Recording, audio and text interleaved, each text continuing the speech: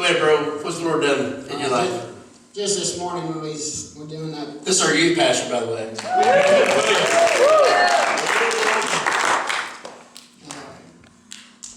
That song that said by the words of your testimony. It'll change people's lives by what you've been through and sharing your testimony, sharing your story. A lot of things you don't know about people until you go through them yourself. The stuff that you don't talk about, you don't bring up, but when you go through it, you hear a lot of people that have been through and have experienced it. But it's not something you just talk about openly. But my wife wasn't able to be here because she was out of town, and it was Monday night. Had just prayer and just people getting healed and getting touched, and a little funny story to go with that was that Pastor told me, he said, "You follow Robby, wherever he goes, you go." So I felt like I was a linebacker.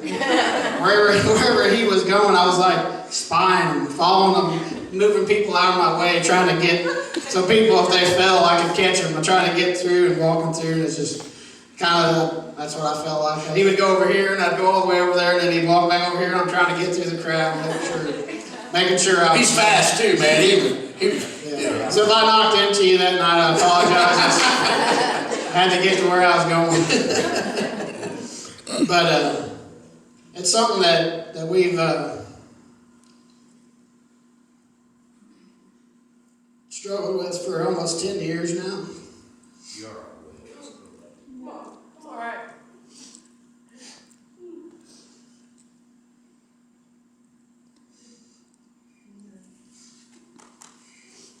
And he came up and said, "Has anybody struggled with getting pregnant?"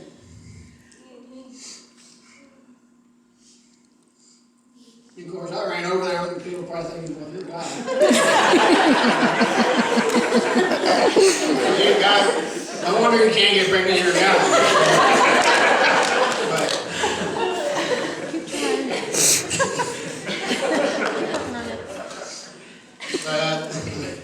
I'm glad you realized that.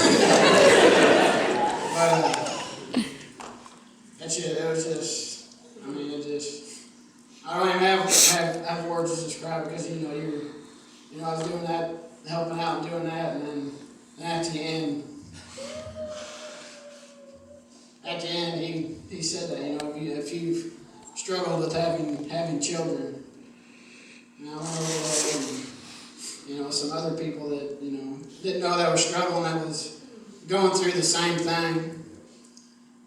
It's not something you share a whole lot about. You get a lot of questions. How old are you? I'm like, well, 32. How many kids you got? And it's, you don't want to sit there and explain the whole 10-year long struggle of what you went through. But the last year has been rough on us.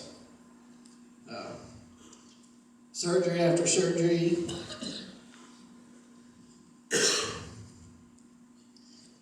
Medicine after medicine. Do this, do that. And then you do everything that's asked. And it still doesn't work out. She gets pregnant. Excited as can be. Tell her good friends.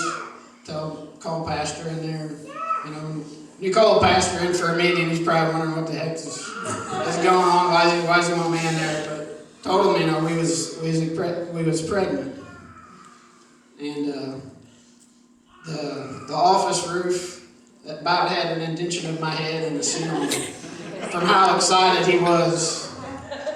About threw me through the roof. I got a sprained ankle out of the deal, I think. But because they know what we've been through, they know our struggles and how long we've been trying, and then to get it to taste it and to go through it, and then it just felt like it was just ripped out. But that prayer, and a prayer that Pastor Jamie down at Standing the Rock spoke over, is something I've been holding on to. She don't remember because she was going in the spirit or something. Said, I don't remember him saying that, but he said, and something I've held on to for I don't know how many years now, is that he spoke that there will be a next generation. Because people are like, why don't you adopt? Why don't you do this? Why don't you do that? Well, I don't feel, we looked into it, and we just haven't been down that road yet. But that's story number one. One more.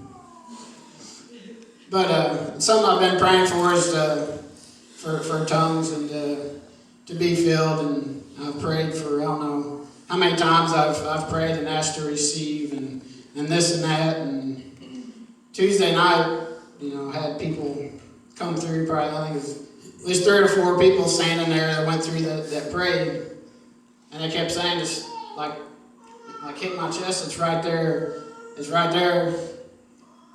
But then people stopped praying. I was like, what is wrong with me? Why haven't I received it? Am I doing something wrong? And I had a tear come down because I'm like, man, what am I doing wrong?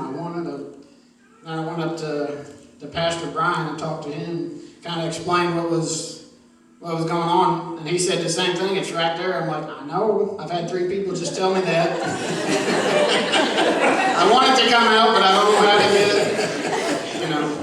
I know it's there. 3 other people confirm that. But he said just speaking. I'm like, okay, I want to, And then he's like, he kept saying, just pull the cord. And after I started doing it, after talking, I realized that I received it, and I've held it in because I thought it didn't sound right. That wasn't what it was. But I've had it. I don't know how long, but I just haven't spoke it out. And then like I said, you just kind of lose where you are. I don't know how many people behind me praying for me, and Pastor Brian praying for me, and got done.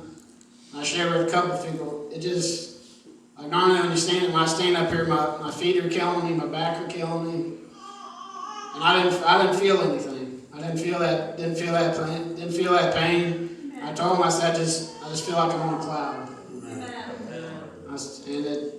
I told somebody, I said, don't you bring me off this cloud. It was just awesome to get, because to be touched like that and just feel like just weightless. And it was just an awesome experience. Amen. Amen. Come on, somebody, give it a